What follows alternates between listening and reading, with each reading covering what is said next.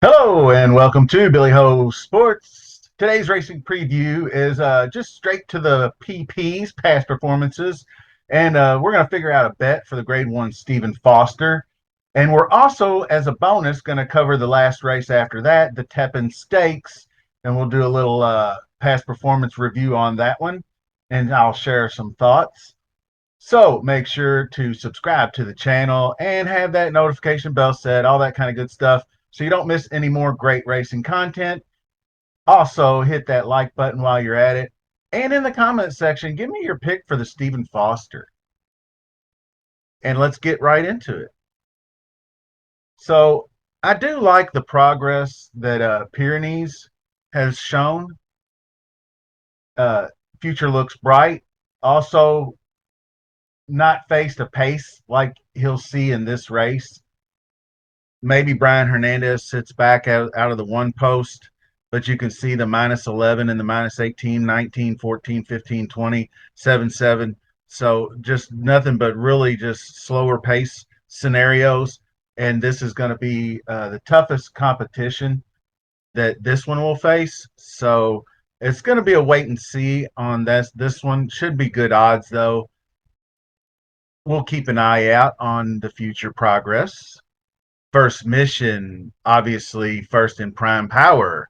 Brad Cox trained, Florent Giroux will ride. I do believe if they give this horse the lead, he could go wire to wire. This 106 in the Ali Sheba was just a super strong effort in the slop on Kentucky Oaks Day. Previous to that, his 5-length victory in the Essex, just really good over War Campaign, Time for Trouble. Uh, Certain horses like that. He's got the ability to run in the hundreds, obviously on Brisnet speed figures.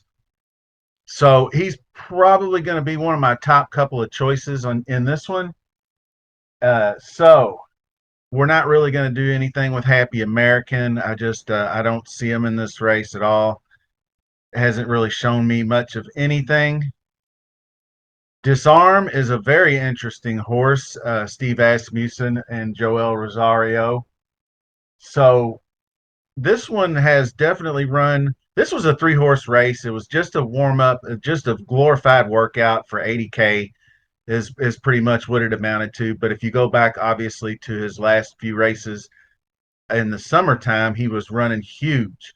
The win and the Matt win at Ellis Park, then the fourth in the Jim Dandy in the slop, and then in the mud ran second. Gun Runner, the sire. But I think just a tick below my top choices in this one. Joel Rosario back in the saddle. So regular jock in his last several before Keith Asmussen. So I do like that better. Then you have Todd Pletcher and Dreamlike. Irad Ortiz rides, which is probably the best jockey they could get. May improve with the blinkers. Not really shown it to me. And Todd Pletcher is a fun fact. He's having a dismal meet at Churchill Downs in the spring. He's got only 2 winners the entire meet, and those were Miss Justify and Mind Frame. So, uh, fading Todd Pletcher in this one, fading Classic Causeway. Also, Julian Leparoux aboard, Kenny McPeak. Kings Barnes is another kind of interesting contender here. Did get beat by Pyrenees in that Pimlico special. I think maybe set just a little bit too slow of fractions and gave a shot down the stretch. So that was probably a lesson learned on that one. I don't think Kings Barnes has that early and middle speed required.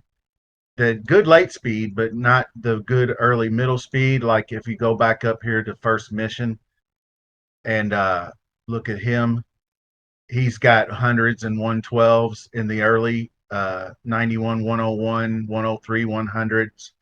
That's a lot of early speed. and King's Barnes for somebody who's an early speed horse presser. That's just not going to be good enough, I don't think.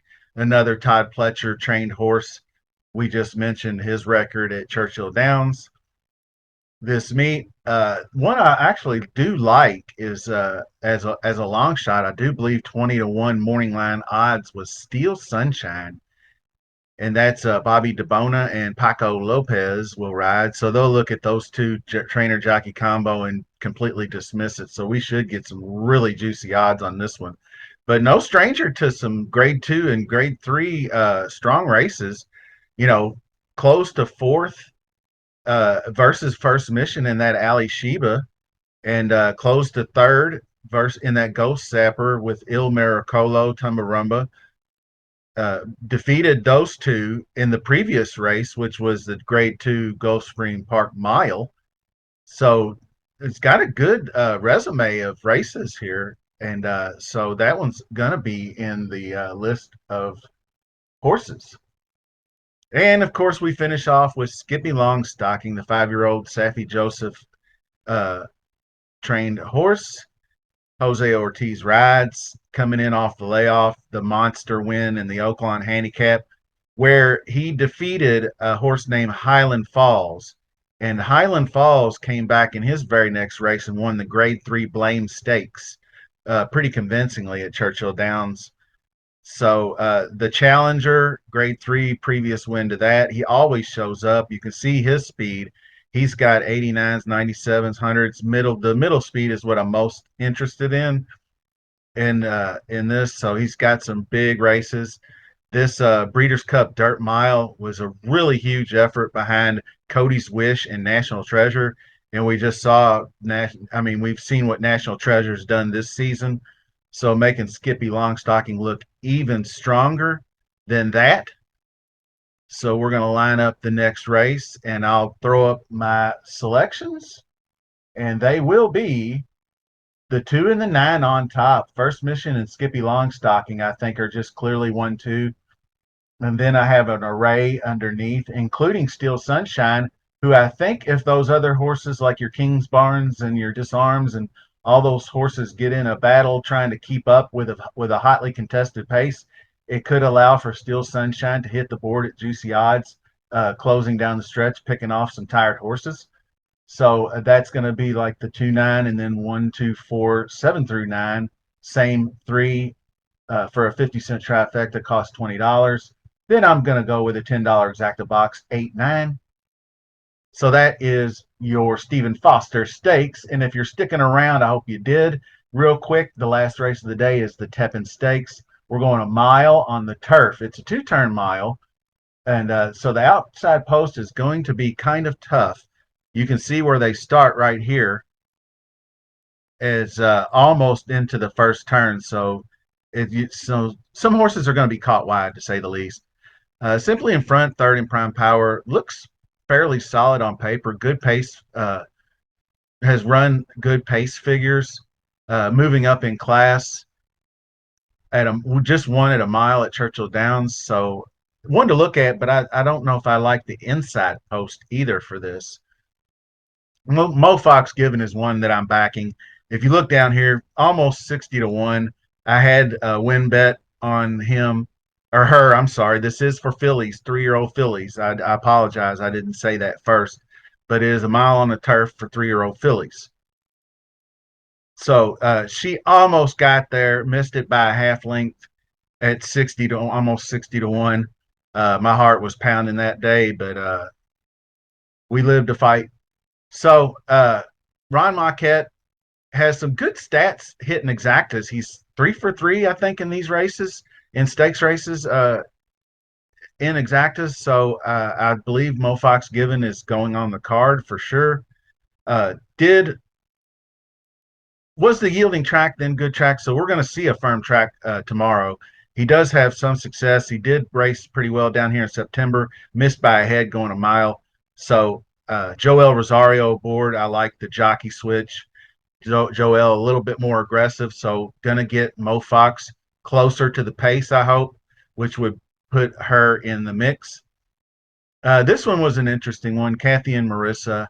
Rick Dutrow barn. Irad Ortiz rides. Irad's like 25% riding fillies on the turf. So he wins one out of every four races basically, and won this one aboard her going a mile and an eighth at Churchill on May 11th, moving up in class. So, but I like it. American Pharaoh is the sire. I like that too. So Kathy and Marissa, interesting there. Sherry DeVoe and Voodoo Magic is interesting. Brian Hernandez aboard, but you just gotta. There's this race is so spread out. You just gotta start taking stands. So I'm gonna try to fade this one, even though Sherry DeVoe's like 33% getting horses into money running these types of stakes races. So that's gonna be a wait and see. I'm gonna fade also. Poolside with Slim, even though this one just won the Pin Oaks. Frankie Dettori is not riding. She's going to get T-Gaff aboard. Going to pass on My Brazilian Girl and Kodiak. Going to pass as well. Pipsy is the one that you're going to be wanting to watch. First in Prime Power, William Walden, Flavian Pratt. Pratt rode her. I watched this race, the Soaring Softly, at the Aqueduct. She broke so slowly, very slow, as you can see, and was way back and just toyed with them. Ninth right here, and then she hit the stretch and just exploded down the lane and got up by a half length. But I will tell you this: it is 5/6 furlongs. She has not been a route, not been two turns. So that is important to note. Dancing in Dixie's going to be a top choice, obviously. Mark Casse, one of the top Philly turf trainers in the country, pretty much. Jose Ortiz, top jock, closed to third on the yielding track in the Edgewood. Very strong. Beaten by Mo Fox Given in that previous Appalachian, which is of note. But Dancing in Dixie has just not been able to break through since way back in November on the all weather, has not won a turf race yet, but should be one to be considered in the mix. And one last one I'll mention is going to be post position number 11, Just Better. Although I don't like this horse to win, the outside post is terrible. I do like Frankie Dettori riding on the turf and has a couple of wins and a second.